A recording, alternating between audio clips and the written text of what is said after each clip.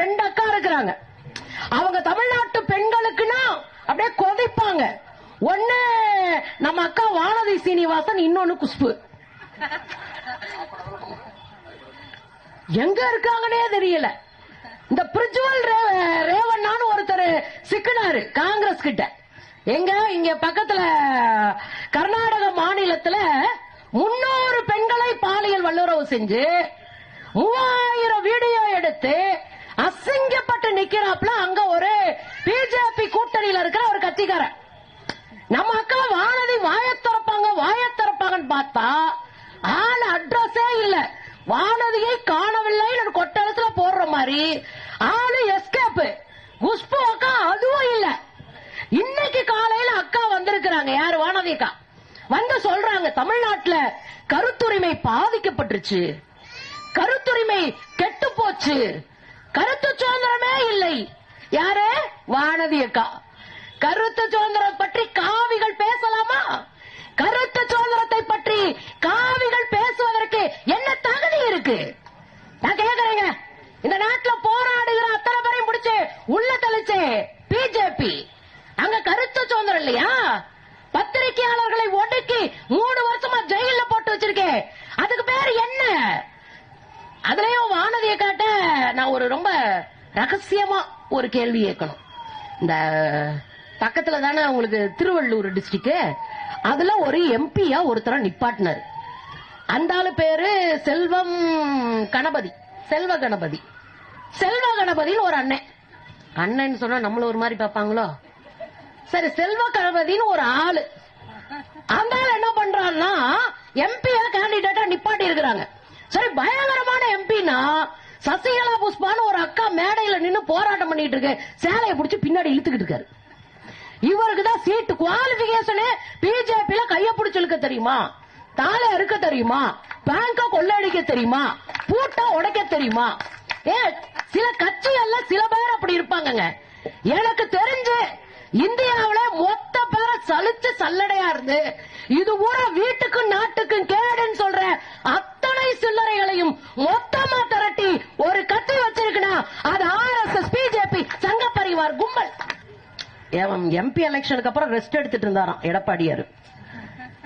அவர் வந்து அறிக்கை வெளியிடுறாரு. என்னையா அறிக்கைன்னு பார்த்தா, எப்படி நீங்கள் சவுக்கு சங்கரை கைது செய்யலாம்? யோ, நீங்க எல்லாம் தூங்கிட்டீங்களா? இல்ல ஏரியாக்குள்ளே இல்லையா? அதனால போற வர பொம்பளை பிள்ளைகளை பூரா அசிங்கப்படுத்திட்டு இருக்கிறாரு. அதனால பிடிச்சு உட்கார வச்சுட்டு நீங்க அவருக்கு சோர்ந்து அவர் உரிமைக்காக போராடுறீங்களோ? நான் கேட்கிறேன். ஆராசா அவர்கள் ஒரு வார்த்தையை சொல்லிட்டாரு சட்டமன்ற பரப்புரையில. அவர் ஒரு வார்த்தை சொன்னாரு, எங்க அம்மாவை இழிவுபடுத்திட்டாரு. கவலைப்பட்ட போது கூட நாங்க ஆராசா கிட்ட சொன்னோம், தோழர் நீங்க பேசுறது தவறு, இப்படியான வார்த்தையை விட்டுருக்க கூடாதுன்னு சொன்னோம். அதுதான் நமக்கு இருக்கிற நேர்மை.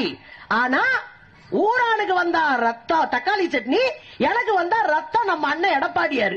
அவரு சவுக்கு சங்கர் நேர்மையானவர். நான் இந்த ஆர்ப்பாட்டத்துக்கு வந்ததனுடைய முக்கியமான நோக்கம் தோழர் ஹசீனா அழைத்தது ஒன்று, இன்னொன்று பல பேரு சவுக்கு சங்கர் போன்ற சில்லறைகளை நேர்மையானவர்கள் என்று நம்பிக்கொண்டிருக்கிறீர்கள். இத பார்க்கிற ஆயிரக்கணக்கான மக்களோடு நான் கேள்வியை முன்வைக்கிறேன். சவுக்கு சங்கர் ஒரு புலனாய்வாளர், சவுக்கு சங்கர் ஒரு அரசியல் அறிஞர், சவுக்கு சங்கர் ஒரு பத்திரிகையாளர். இந்த கேடுகட்ட தளத்தை செய்யக்கூடியவருக்கு இத்தனை அடைமொழி. நான் மக்களுக்காக பேசுறேன். சவுக்கு சங்கருக்கெல்லாம் சீடே கிடையாது, அதெல்லாம் அவ்வளவு பெரிய ஆளே கிடையாது. அதெல்லாம் அப்படி நொட்டாலையில தட்டிட்டு போகணும். ஆனால் நாம பேச வேண்டியது மக்களுக்காக, என் சகோதரிகளுக்காக. சவுக்கு சங்கர் இன்னைக்கு தான் அதை பேசுறாரா? எனக்கு முத சவுக்கு சங்கர் எப்படி தெரியும்? அன்றைக்கு தொலைக்காட்சியில நியூஸ் ரீடரா வேலை பார்த்த என்னுடைய ஃப்ரெண்டு என்ன கூட்டு காட்டா, சுந்தர் இங்க பாரு, இவன் தாங்க சவுக்கு சங்கர், என்னை பத்தி எவ்வளவு ஆபாசமா எழுதிருக்கான்னு. நான் சொல்றது 10 வருஷத்துக்கு முன்னாடி அவ்வளவு ஆபாசமா எழுதிருக்கான். எனக்கு அப்படிதான் சவுக்கு சங்கரே அடையாளம் தெரியும்.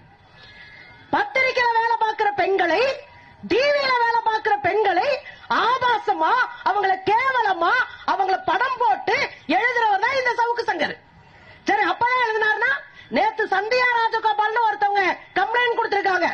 அவங்க யார் தெரியுமா? சன் டிவில நீங்க எல்லாரும் பார்த்திருப்பீங்க, நியூஸ்ல வாசிக்கிறவங்க. அவங்க தான் டாப் 10 சினிமாவை தொகுத்து கொடுத்தாங்க. நிறைய நிறைய வேலை பார்ப்பான், அவங்களை நீங்க பாத்திருப்பீங்க. அந்த அம்மா நேத்து சவுக்கு சங்கர் மேல கம்ப்ளைண்ட் கொடுத்திருக்காங்க. ஏன்? ஏன்னா அவங்க படத்தை போட்டு அவங்கள பத்தி ஆபாசமா எழுதுறவர் தான் இந்த சவுக்கு சங்கர் என்கிற ஒரு புறம்போக்கு. அப்புறம் வேடிக்கை பார்க்கலாம். அப்ப கரெக்டா கம்ப்ளைண்ட் கொடுத்திருக்காங்க.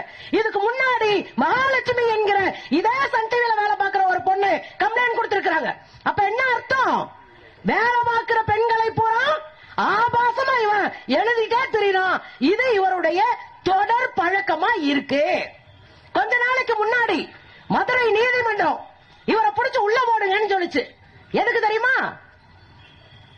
நீதிபதிகள் இருக்குங்களா, மாவட்ட நீதிபதிகள்லாம் அவங்களாம் அழகான விதவை பெண்களை வேலைக்கு எடுத்துக்கிறாங்களாம்.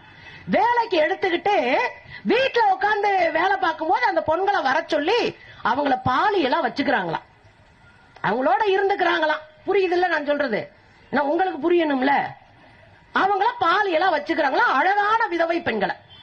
எவ்வளவு பெரிய கொடூரம், எவ்வளவு பெரிய கேவலமான சொல்லாடல், எவ்வளவு பெரிய தரிகட்டத்தனம், நெறிகட்டத்தனம். ஒரு பொம்மளை பிள்ளை விதவையாச்சுன்னா, ஒரு பொம்மளை பிள்ளை கணவனை இழந்துச்சுன்னா, தான் பிள்ளை குட்டிகளை வளர்க்கறதுக்காக உழைச்சு உழைச்சு உழைச்சு ஓட தெரிஞ்சு போற தமிழ்நாட்டில் வந்து உட்கார்ந்துகிட்டு எவ்வளவு தெனாவட்டு இருந்தா விதவை பெண்களை கேவலமா பேசியிருப்ப. நான் இன்னொன்னு கூட சொல்றேங்க, இது பாக்குறதுக்கு எப்படி இருக்கும் வெளியே இருந்து பாக்குறவங்களுக்கு? அப்பனா கோர்ட்ல இதுதான் நடக்குது போல இருக்கு நடப்பாங்களா இல்லையா? அப்ப இதை தட்டி கேட்க வேண்டிய அவசியம் இருக்கா இல்லையா?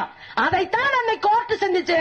உடனே உள்ள போயிட்டு வந்த நம்ம அண்ணன் உடனே சொல்றாரு, திமுக எனக்கு பயந்துருச்சு, திமுக எனக்கு பயந்துகிட்டு என்னை உள்ள தள்ளிருச்சு. சரி, இப்ப அரெஸ்ட் பண்ண பிறகு சொல்றாரு, நானு உதயநிதியை எதிர்த்து போட்டி போடலாம்னு நினைச்சேன் கட்சி ஆரம்பிச்சு, அதனால பயந்துகிட்டு திமுக என்னை அரெஸ்ட் பண்ணிருச்சு. நீ எல்லாம் ஒரு பொறி உருண்ட, நீ எல்லாம் உதயநிதி ஸ்டாலின் அவர்களுக்கு நேரா நின்னு ஜெயிக்கிற ஒரு ஆளா நான் கேட்கிறேன். யாரையா நீயா சீனை கிரியேட் பண்ணிக்கிற, நீயா கிளப்பி விட்டுக்கிற?